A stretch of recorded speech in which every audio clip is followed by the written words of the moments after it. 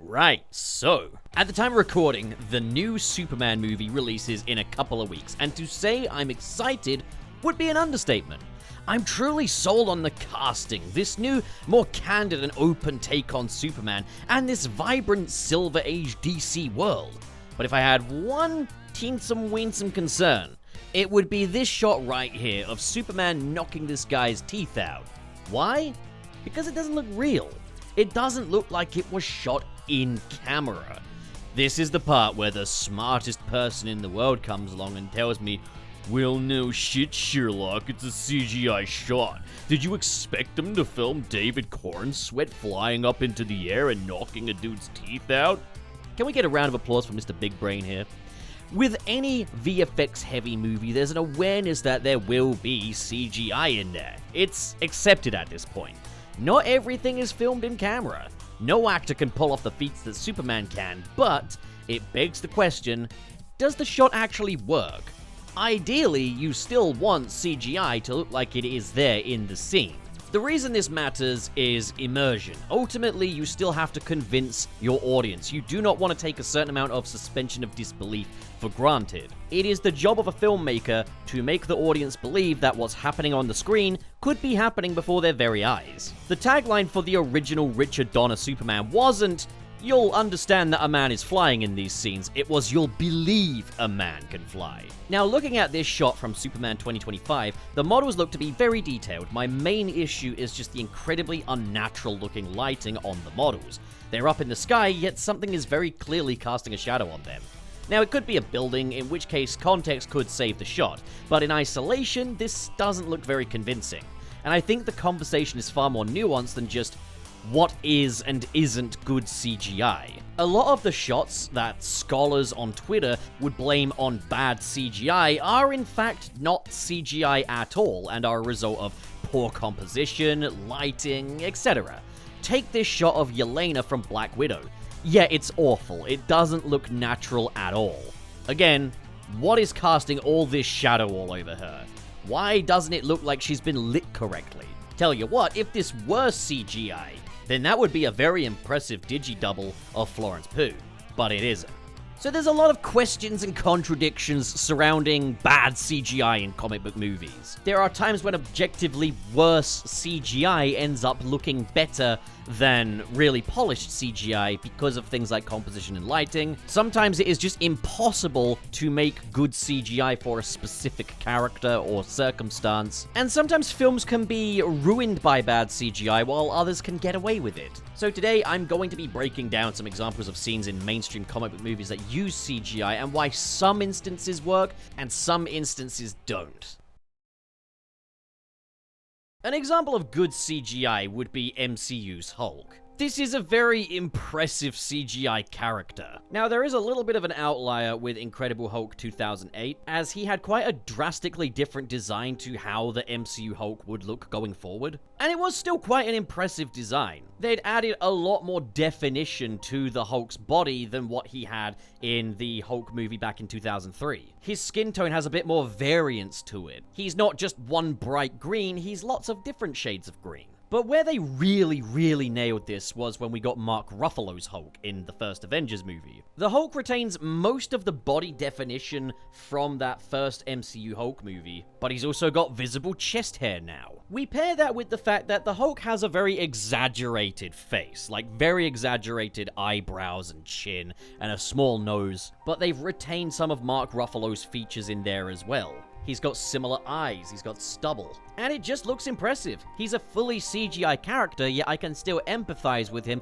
like he's a real actor. Opposite this though, we've got a bad example of CGI, and that's MCU's She-Hulk. Now with She-Hulk, you can't just take the sensibilities of the Bruce Banner Hulk and then apply them to Jennifer Walters. It doesn't work that way. While Hulk is incredibly unrealistically bulky, She-Hulk is more just a enlarged muscular woman. She's not meant to always look frightening in the way that the Bruce Banner Hulk does. She's not really got that monster-y quality to her, so she doesn't have as exaggerated facial features as the Bruce Banner Hulk. Much more just a realistic human being in green. So She-Hulk's design would ultimately work better if you just got like a woman wrestler or something and painted them green. But instead, Marvel Studios opted for a similar technique to what they took with Mark Ruffalo, where that actor, Tangibility, is still visible behind all the greenery. And what you end up with is green Tangibility made completely using CGI. Now, what's the number one thing you should never try and do with CGI in movies? Try to create realistic humans. Sometimes the closer you get to realism using CGI, the more it exacerbates the missing nuances that come with a real human face. And that is the uncanny valley, where something is pretty much identical to realism, but just those tiny little missing nuances are just throwing the whole thing off. She-Hulk is a prime example of this. And because She-Hulk is the titular character of the show, it means that this problem permeates across every episode in a substantial way. For a good example, we've got Sonic the Hedgehog from the Sonic the Hedgehog movie trilogy. Or just really Sonic and all of the animal characters. It even extends to the Knuckles TV series. With this, you've got your fictional characters represented in a realistic CGI form within a realistic world. Sonic doesn't appear the way he does in the games. He's not this smooth, plasticky looking fella. They've put lots of consideration into how Sonic would look if he were a real animal in this world, to make him look diegetic to this world. And these character models are incredibly detailed while also bringing along just enough of that cartoony appeal. These animal critters still retain that cute factor. And they are composited just perfectly into every scene they're in. The lighting on them is always dead on. The way they interact with the scenery, the way they interact with the human characters. The Paramount Sonic universe is probably one of the better modern examples of great CGI. And they even managed to pull this off on a TV budget as well. The Knuckles TV series, I might not like the writing at all or think it works, but I really can't fault how impressive it looks every time Knuckles is on screen.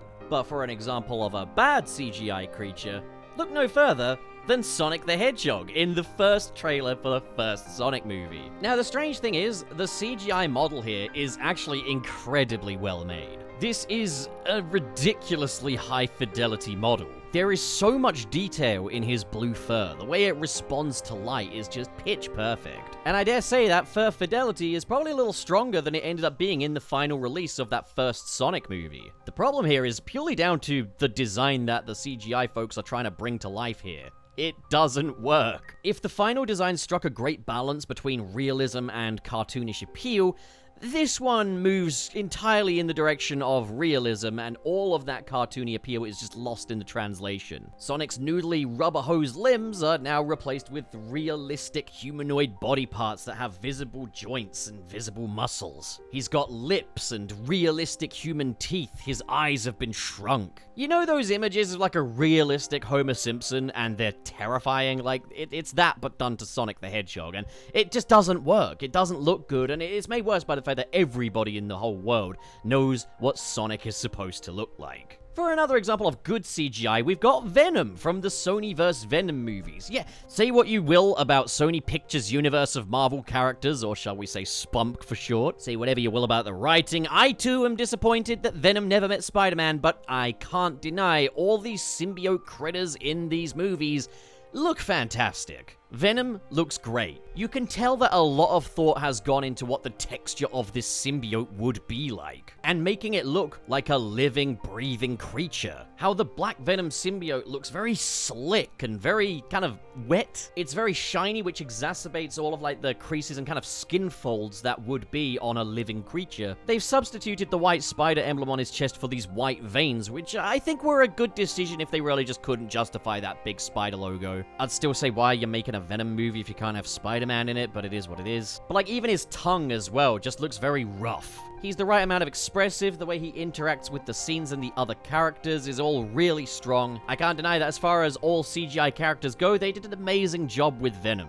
It's also helped by the fact that he doesn't have anything resembling a human face on him. Instead, he's got these big, milky, pearlescent eyes, which you can even see some little veins on them as well. Just incredibly impressive work from Sony Imageworks. For a bad example, we've got MCU's nanotech iron suits, such as the Iron Man Mark 50 and the MCU Iron Spider. Yeah, these don't look real on screen, and it's not really the fault of the CGI artists, to be honest. They really didn't have much to work with from like a design tangibility standpoint. And I'm not really gonna blame that on the concept artists either, because these designs do work well as still images. I just think someone probably should have mentioned that we need more in there to kind of make them look tangible. The problem here is that the suits are made entirely of metal. Yet they kind of bend and flex like a liquid in a way. You look at Iron Man's Mark III armor and you can tell where you're supposed to bend your arm, you can tell where the legs will bend because there are seams, there are areas where the armor separates. And that carries on through every Iron Man armor up until the Mark 50, which they fortunately improved on with the Mark, I think it was 90 in Avengers Endgame, but that is completely absent from this design here. I think the problem is purely that nanotech might just be too fantastical to be believable. How would Spider-Man swing around in a metal suit of armor without it weighing him down massively? We're to believe that this is a metal suit that can bend like it's made of rubber and is lightweight enough for Spider-Man to just do his Spider-Man thing, and I just don't buy it. If you're gonna do metal suits in live-action superhero movies, you do need to take into account how metal acts, and these suits just don't do that. Meaning that we don't really have that reference point for them. They are only CGI entities that have only ever existed as CGI entities, to my understanding anyway. Therefore, yeah, they're just unconvincing. Now, for a good example, we've got Thanos from Avengers Infinity War and Avengers Endgame. This is just a very impressive feat of CGI. Thanos' design has a lot of definition to it. You've got all of the lines going down his jowls. You've got his strange sort of grimace head shape, very bottom heavy in the jaw. He looks like a quintessentially comic book character. They've also put him in this tank top that has a lot of fabric definition to it and a lot of metal layers to it as well. While he's kind of got loose-fitting, kind of almost military pants on. A lot of the outfit choices, the layers, the seams, the lines were made to ensure that Thanos would look good in CGI form. That is also why a lot of MCU costumes have a lot of line work on them. It's so that these look a bit more tangible when in their CGI forms. There's such a thing as too much, but for the most part they make this work. Thanos also works well because they've taken the same principles as MCU Hulk in that you can still see a bit of the actor in that CGI face. You can tell that they must have scanned in Josh Brolin's face. But you've also got incredibly exaggerated features that narrowly avoid that uncanny valley. It also helps that in Infinity War, Thanos was such a well-defined character that we would be able to kind of, I guess, understand the motivations of this big CGI purple warlord. Now, for bad CGI, let's look at some DCU villains. And I'm going to kind of bundle them up into one here. We got Incubus from Suicide Squad 2016, Sabbac, and Steppenwolf. And the problem with all of these characters here is that they fall into the uncanny valley trap of realistic CGI human beings, especially from a perspective that these could have just been actors in makeup. Incubus obviously depends on a lot of the CGI effects flying around him and all the lighting effects on his face, but it would still work a lot better to have a real actor there and then composite these on top of that. Because we don't have that, we've got this uncanny valley looking human being under all those light effects. Sabbac, there's less excuse. Just take a very muscular dude and paint him red and put the Satan makeup on him. Tenacious D did it to better effect. Sabbac always looks like a video game character. And then there's Steppenwolf from 2017's Justice League. Look at his design and tell me why there shouldn't be a real actor wearing that armor. His face is pretty much a human face with minimal exaggerated features, so it never ends up looking convincing. Pair that with some pretty bad lighting, especially in the final battle as well, with the red sky hanging over them, and Steppenwolf's incredibly vague motivations, and you've got just a hollow CGI character that is just completely unbelievable. But to end things on a positive note, I gotta mention a piece of great CGI, and that's Steppenwolf from 2021's Zack Snyder's Justice League. For the Snyder Cut, they completely reworked Steppenwolf, and he's all the better for it, returning to his design that was teased at the end of Batman v Superman's Ultimate Edition. Rather than looking like just a man in armor that's just been made CGI for no reason, he's instead a massive monster, and that works 10 times better. He doesn't have a human face this time. He's a creature from space. But we've also got to talk about his metal armor, which is made of thousands and thousands of little metal blades that cover his body. But you see these move around to accommodate for certain movements, which means you avoid the issue of rubbery metal materials like we saw on the MCU's nanotech costumes. And while this video is still ultimately about CGI, it's important to mention that good sound design goes a long way when making these things feel real as well. The sound of all these blades clicking into place is what really sells it. The way these move around his body, the way some of them like retract. Sometimes when he's really annoyed, more spikes burst out of him. But also just the way the light interacts with these blades and the way he interacts with the scenery as well is just so impressive. Weta Workshop did an insane job with Steppenwolf. Pair that with his way better motivations from the Snyder Cut, and you've got the glow-up to end all glow-ups. Yes, Snyder Cut Steppenwolf is genuinely one of the most incredible-looking comic book movie villains I've ever seen, which is insane considering his theatrical release counterpart looks like shit.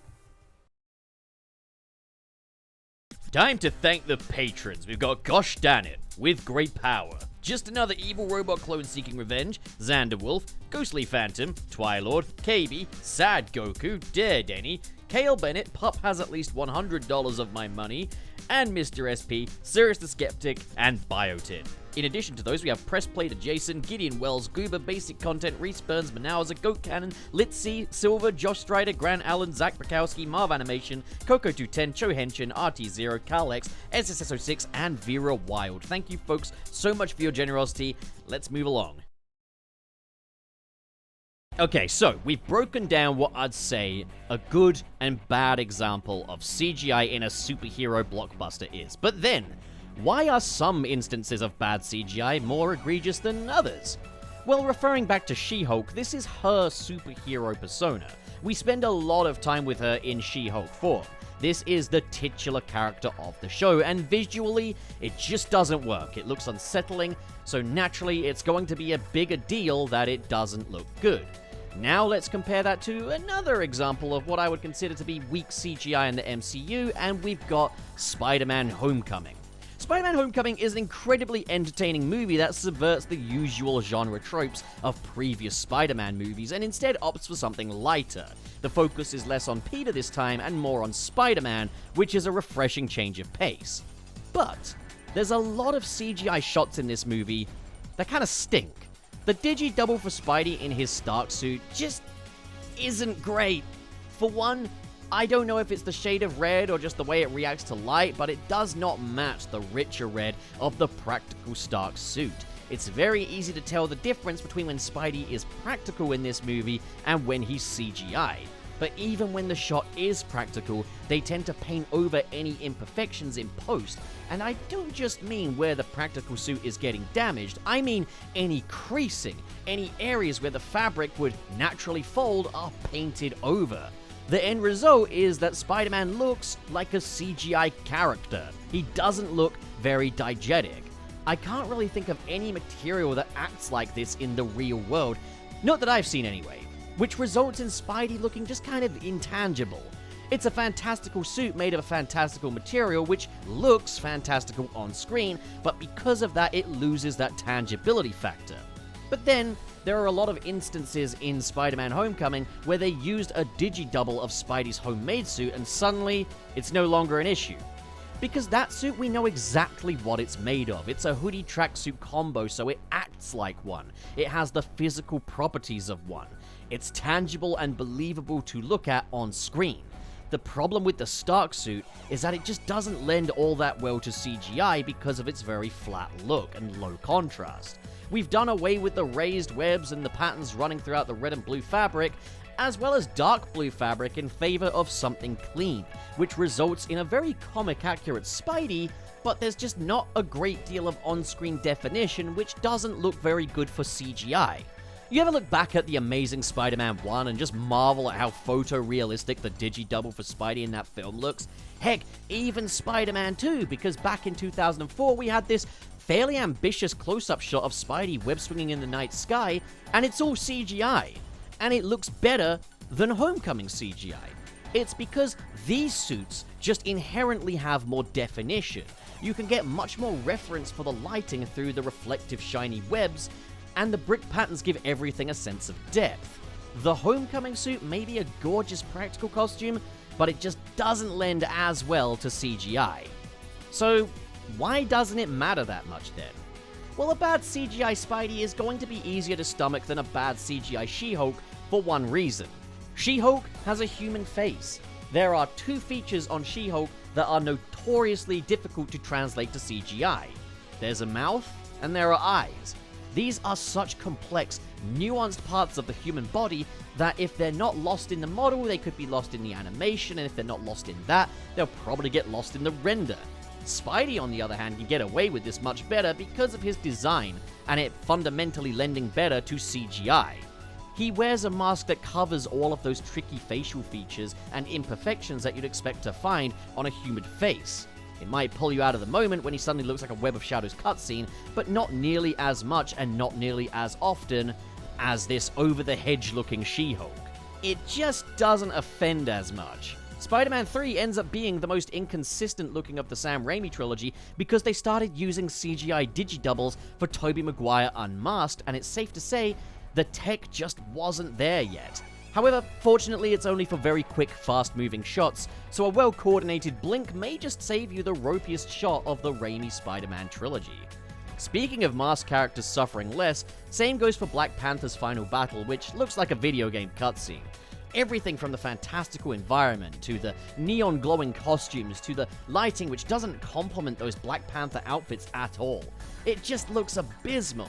Fortunately though, there's no uncanny valley human faces popping out. They stay masked for the majority of this confrontation, so it never becomes outright unsettling. It's still enough for suspension of disbelief to stomach, and it's also backed up by a believable story and believable character motivations. Yeah, I devoted an entire chapter to just this one movie. Now, let's talk about the absolute worst of the worst when it comes to CGI in comic book movies, bar maybe Spawn. The Flash.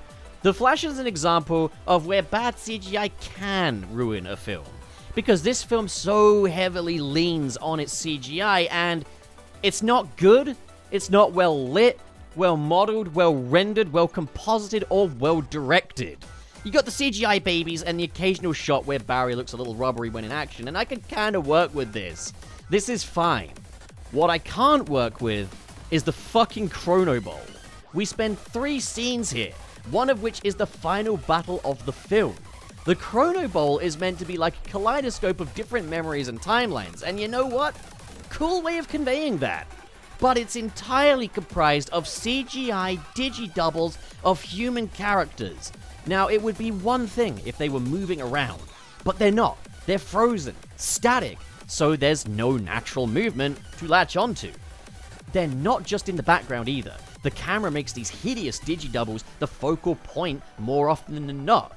But not even the camera movement is natural, as the camera is constantly doing these 360 movements as if it's trying to show off these digi-doubles that really look bad. And it lingers on them too, it gets close up. Why? You'd surely want to work around this, try to hide these a little, have them out of focus, smaller in frame, I don't know. The intent is also unclear as well. Are these meant to look uncanny? In that case, why does Barry 2 suddenly become a digi-double when he's trying to save Supergirl from General Zod? Why is Barry 1 suddenly a digi-double? And that's the thing.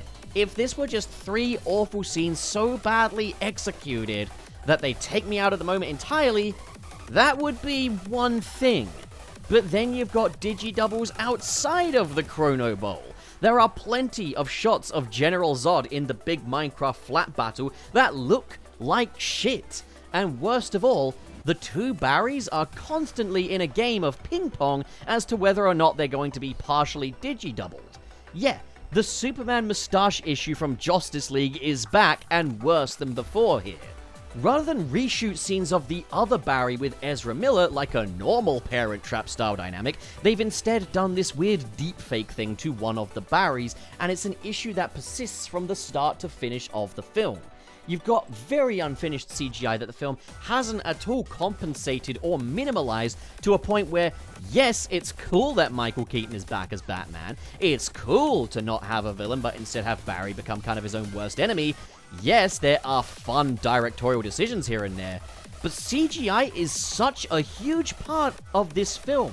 It's such a huge focus, and it looks absolutely dismal. So it ruins the experience. I do want to talk about a weird outlier for a sec, and that's The Amazing Spider-Man 2. For The Amazing Spider-Man 2, Sony Pictures Imageworks made some absolutely stunning 3D models, far superior to most of the models you'd find in an MCU film these days, and dare I say some of the most detailed CGI models I've seen. But I'm still of the belief that the big power plant showdown against Electro just doesn't look right. This is an incredibly CGI-charged scene. You could not achieve this stuff practically, so it's all very justified. And I'll say this, in isolation it looks fantastic. It's an exhilarating action sequence, but the problem is that the filmmaking sensibilities are effectively antithetical to the rest of the movie. Mark Webb, for a superhero filmmaker in 2014, remarkably relied very little on shaky cam, until he didn't. So much of The Amazing Spider-Man 2 is shot in New York, on location, rather than sound stages or Atlanta, Georgia playing dress-up. You've got lots of intimate framing and natural lighting that really sets a lot of the Peter Parker scenes apart from other superhero movies. Then you've got the power plant fight, where it's taking place in an entirely fictitious location that's covered in neon. It looks like a Sonic level. You've got a flying camera. Spider-Man and Electro are flung all over the place. It's in many ways what you'd want from a Spider-Man action sequence. The problem is that the screen language is completely different to the rest of the movie, so it feels out of place. You've got incredible CGI models here, but they're being utilized in a way so at odds with the rest of the film's style that to me it just kind of pulls me out of it. On the other hand, the CGI models for Spider-Man No Way Home do not compare to the ones in The Amazing Spider-Man 2. Like, at all. You could see all kinds of issues with Andrew Garfield's model. Don't get me started on Tobey's. The mask just isn't even close. In The Amazing Spider-Man 2, you could see the seams on the fabric. You could see where the mask meets the neckline. You could see how the suit ripples around Andrew Garfield's form while in motion. You had detailed reflections in the lenses. None of this is present on the No Way Home version of the model. In fact, if you zoom in on Andrew Garfield's neck here, you can even see how the webs are kind of riding up into the mask because of how it's been rigged. But I think the big final battle between Andrew Garfield's Spider-Man and Electro in Spider-Man No Way Home looks a bit better than the one in The Amazing Spider-Man 2. And it's because this sequence is still shot with the same sensibilities as the rest of the film. It has far more natural lighting, and the overall composition is less ambitious, but it just works better overall. It's worse CGI, yet it doesn't take me out of the moment in the same way that it did in The Amazing Spider-Man 2. If you're going to have a CGI-heavy scene in a superhero movie, you can't just kind of go hog wild with the camera work as though it was never a problem in the first place. CGI scenes still need to be in the same filmmaking language as a not-so-VFX-heavy scene. Which is why No Way Home, less impressive, sure, but it just works better. So what's happened? Why can't we rely on consistently good visuals in superhero films these days? Why have standards seemingly slipped? Why is it that a CGI Spider-Man from 2004 looks immaculate, and yet a CGI Tobey Maguire Spidey in 2021 seemingly couldn't be bothered to Google a reference image of what Spider-Man's mask looked like? Well, pound for pound, there has never been a time when every movie nailed its CGI. For every Star Wars The Phantom Menace or Lord of the Rings, you had The Mummy Returns, or Spawn didn't even need talking about. And today, for every Zack Snyder's Justice League, you've got Justice League, or The Flash. There are different circumstances for every film. Zack Snyder's Justice League was a labor of love that was given a second budget just to get every detail correct. Zack Snyder is also a famously meticulous director who will sweat the small details and works well with CGI. The Flash, on the other hand, was in production hell for years with a lot of the CGI being crunched. CGI is taken for granted these days, and working conditions for CGI artists are pretty poor.